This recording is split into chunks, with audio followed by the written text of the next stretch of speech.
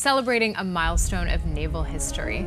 KUSI's Jason Ostell's live on the USS Midway Museum. He's inside the hangar bay.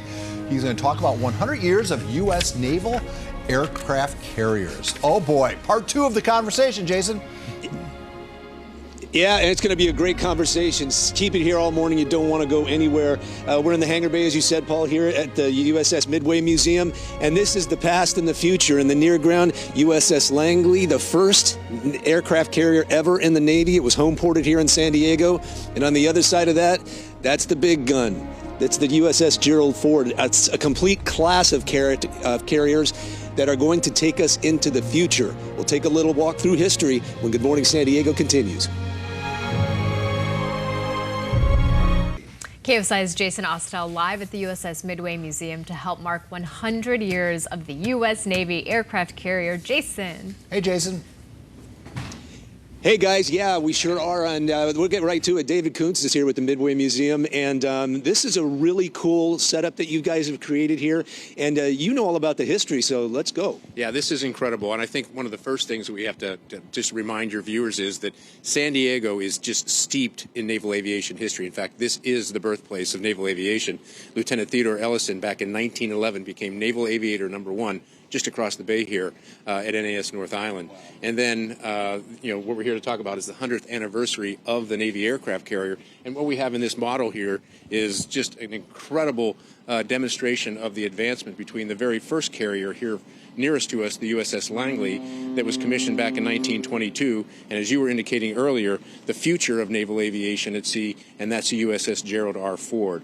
And the differences between the two carriers just physically are tremendous. The Langley, it was about 550 feet long, displaced or weighed, less than 20,000 ton. It had 3 boilers.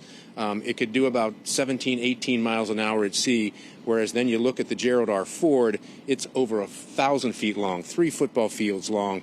It displaces more than 100,000 tons and has 2 nuclear reactors that can get this bad boy moving at more than 35 miles an hour. So just a tremendous physical difference between the two ships in just 100 years. And so we are going to see the Gerald Ford class. None have been commissioned yet, right? They're in their final phases. No, the Ford is commissioned. In fact, it's scheduled to hopefully deploy this year, but there's 2 other ships, the USS Enterprise and the USS John F. Kennedy, that are currently under construction. So the Gerald R. Ford class carriers, they're scheduled to build 12. We'll see if that actually happens, but they will just incrementally replace the Nimitz class carrier, which was the nuclear powered aircraft carriers that are operating today. And in fact, we have a couple of them that are based right here at NAS North Island. So yeah, you're seeing the an incredible example of the past and what it has evolved to in the future.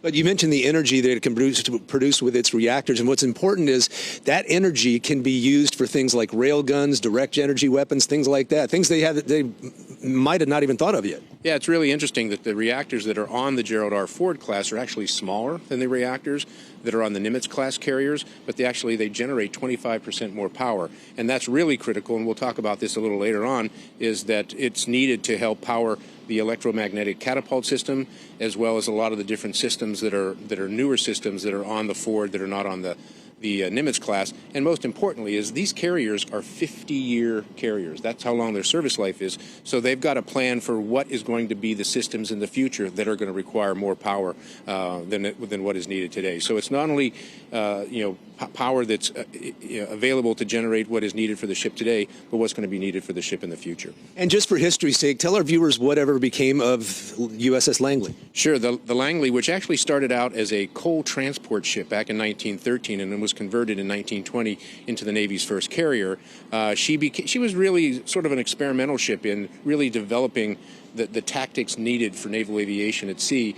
She served in World War II. She actually had the front part of her flight deck was removed, and she went from a fleet carrier and became a seaplane tender. And she was actually ferrying some P-40 Warhawks to Java in early World War II when she was attacked by some Japanese bombers. She was heavily damaged, and the Navy ended up having to scuttle her because she was no longer operational. So she actually was sunk in World War II. And I think one thing that's very interesting when she was first commissioned back in the 20s, communication was not all that sophisticated, right?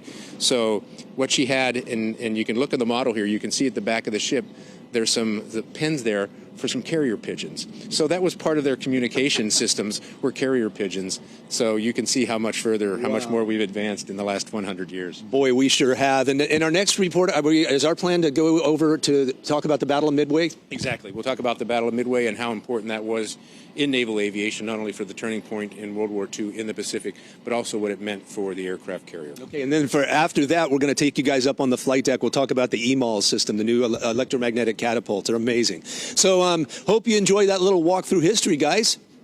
Exciting stuff ahead. It's fascinating stuff. Hey, Jason, for the next hit, can you talk about, is it more livable now that there's more, they're bigger, the aircraft carriers are bigger and they require fewer people to man them? Are the living accommodations better? Well, we'll have David elaborate on that. Yeah, I'd like to know if you get your own little private bathroom. There have been changes. That'd be nice, huh? I don't know about that. Yeah. If you're the CO, you probably do. Yeah. But you got to be brass. I got to spend a couple nights aboard the Carl Vinson, and I got lost going to the bathroom 3 times in one night. Did you make it eventually? I made it, but the same sailor found me and said, just at the end, he just knew I was wandering around aimlessly. He gave you a plastic everything jug. looks identical. It's like a maze. All right, Jace. Yeah, it does. It really does. See you in a bit. All right.